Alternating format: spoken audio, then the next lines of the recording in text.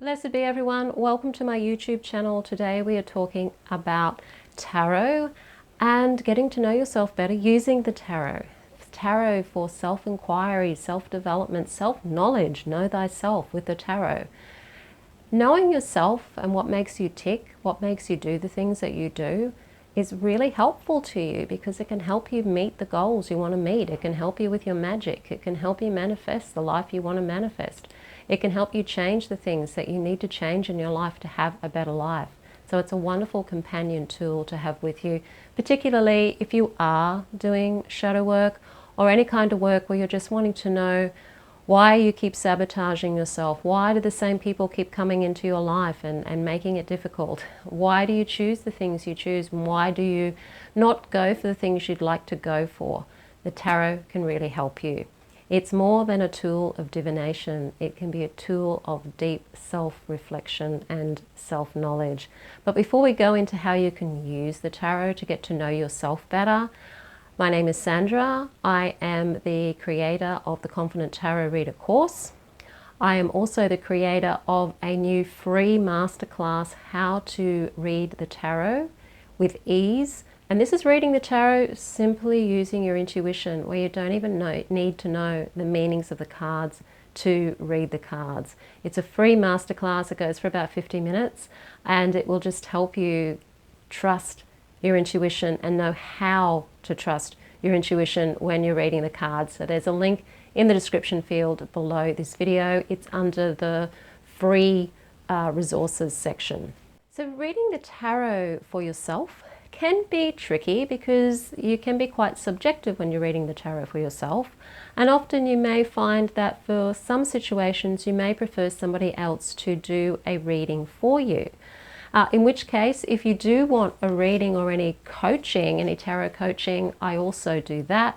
There's a link in the description field below this video for how you can get a one-on-one coaching session with me. And I'm also creating the option where you can still get a tarot reading from me without necessarily having to get on Zoom and do it. You can do it via the email. So that's coming soon to my website. I'll put all the links in the description fields below the videos, so that if you're interested in getting a tarot reading with me but you can't make a Zoom call, you'll know how you can go about getting one of those. So when you're reading for yourself, it does require you to get down and honest.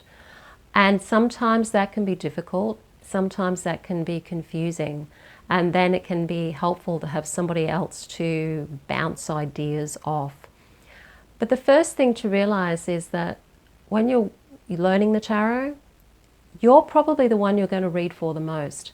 So why not use the tarot to help you understand more about you? And you can do this on a daily basis with having an idea where you can pull one card a day or 2 cards a day and do a reading about your day, about what you might encounter in your day or things to consider in your day ahead. Or you could do the reading at the end of the day so that you could look back on your day and see, where did this card fit in? What sort of things could I have been learning today, and what did I learn today, and what are the cards revealing for me today? So the first thing to do is to set an intention. What is my intention with my cards today?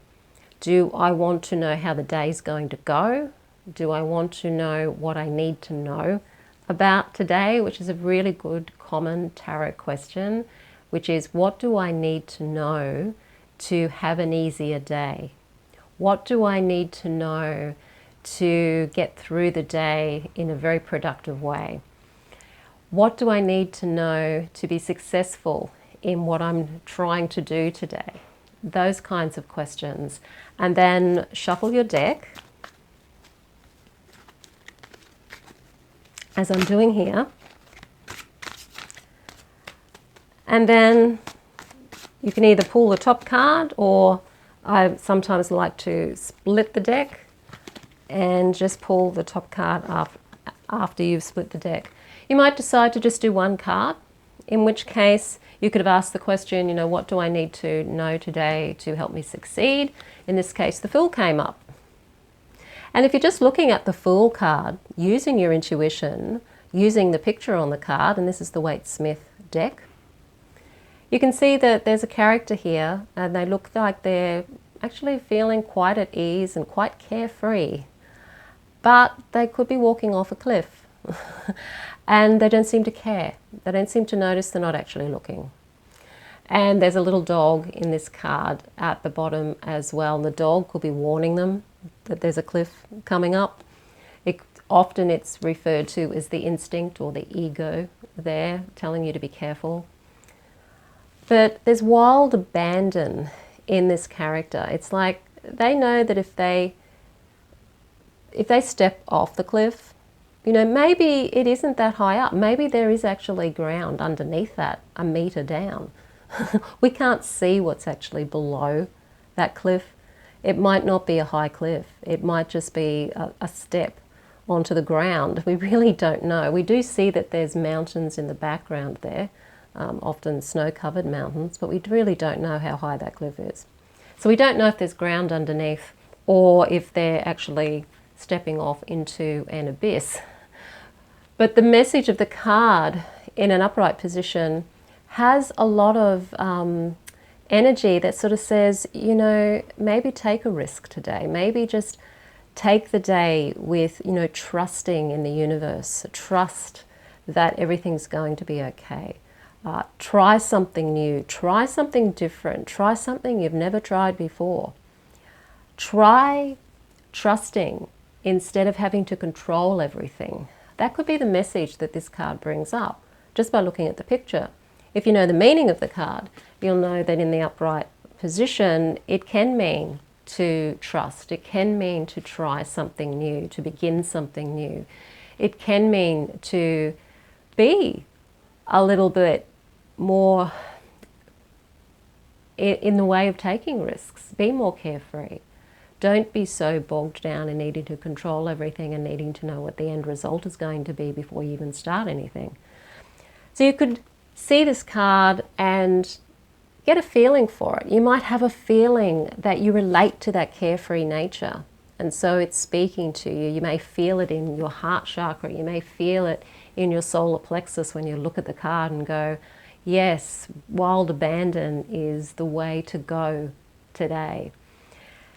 If you get the card in and it's reversed, maybe it's letting you know that you do need to rein things in, that you do need to not just approach things from that sort of wild child point of view, that you need to make sure you're not making foolish decisions, things like that. It'll go with what you're feeling.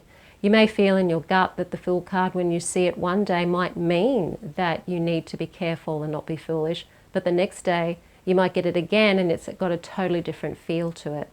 This is how you can A, get to know the cards through your intuition, and B, get to know yourself by working with the cards. Another great daily spread to do for you yourself, and this could be used at the beginning of the day or at the end of the day, is to pull two cards. So the first card is the situation card. So in this case, it is the Page of Swords. So the Page of Swords could be saying that, you know, you're doing a lot of considering at the moment. Maybe there's some new ideas and some new projects that you're working on, and you're just trying to clear things around you to try and get a bit of perspective on something, to get more clarity on something. You're needing to think about things and just allow yourself to take that time to think of what it is that you're doing, and you're beginning something new. It could indicate that there might be a message that comes your way as well. But if you're working on it as you and where you're at, it could simply be telling you that there might be some new ideas coming your way today. There might be, or if you have a child, maybe that child is going to be more present in some way in your life that day. So they might have something going on with them that day that is a little bit out of the ordinary for them. The other card that you pull could be the obstacles or opportunities card. So you can see then you've got the Four of Cups here. So there's opportunities being handed to you today, but is it a case that you're a bit over it and you've had enough of what's being offered and you're no longer interested? Are the things that are around you that are being offered to you, is it like you've had so much of it that you've had enough? Or is it that there's things being offered to you and you're not opening your eyes to look at what's being offered to you? And so you can ask yourself those questions. And if you've got that together with the Page of Swords, it could be simply saying that you're thinking a lot more about what is on offer for you at the moment. Or maybe you need to take time out from what's being offered to you on an emotional basis so that you can think more clearly and make more clear choices to begin this new project or do something new. Practice this every day and ask yourself questions about how you normally behave. Are you the sort of person that does tend to push things away emotionally, or emotional opportunities away? And if you do, why? What's the beliefs behind that? If you like to see things more clearly, that's great. But in order to see things more clearly, you do need to open your eyes to be able to see what's out there. And how do you sometimes shut yourself off from what's being offered because your mental chit-chat or your thinking is stopping you from taking those things? Are you thinking too much about something and not feeling into something? These are sorts of questions you can ask yourself when you're using the tarot as guidance to get to know more about yourself. And having a daily reading can tell you about your day and some of the things you might be experiencing, but it can also help you to understand more about yourself, because you could draw another card then, and I'll just pick another random card. You could ask the question of the cards, well, how am I blocking this situation? Or what am I doing that always causes this situation to happen? You know, why am I always attracting the same people into my life? Or why do these things keep happening to me? And you might get the Knight of Wands, okay? In which case it could simply say, well, maybe it's because you just barge in and do stuff without necessarily thinking about it. Maybe you can be a little bit too fiery, and sometimes you just, go for things with the utmost confidence without realizing that maybe you do need to stop and think about something. Maybe sometimes you're just a little bit too over the top with your confidence or with your energy, and some people may interpret that as being arrogant or something like that. Look at the qualities of the Knight of Wands and just see where you may be being the Knight of Wands in your life in a way that's causing something to happen over and over and over again. It could also mean that the Knight of Wands energy is something that you need to embrace as well. You're not embracing that energy to be able to just go and get something, without worrying about it or mulling over it and thinking about it. You could be asked to step into the Knight of Wands energy and have more courage and have more of that, I'm going to go for it. Play with the cards, ask those questions, ask those deep questions, and when the card comes up, what do you feel that card's telling you? If that card was a person standing in front of you, like the Knight of Wands is there, he's on his horse, he's moving, he's going, he's fire, and you've asked the question, what is it that keeps the same people coming into my life all of the time, and they may be difficult people? It could simply be that you're attracted to those sorts of people for some reason. And what is it about these Knights of Wands characters that might be quite flamboyant and possibly even arrogant that come into your life all of the time? What is it that you're attracted to about those people? Because if they keep coming into your life, then there's probably some kind of mutual attraction there.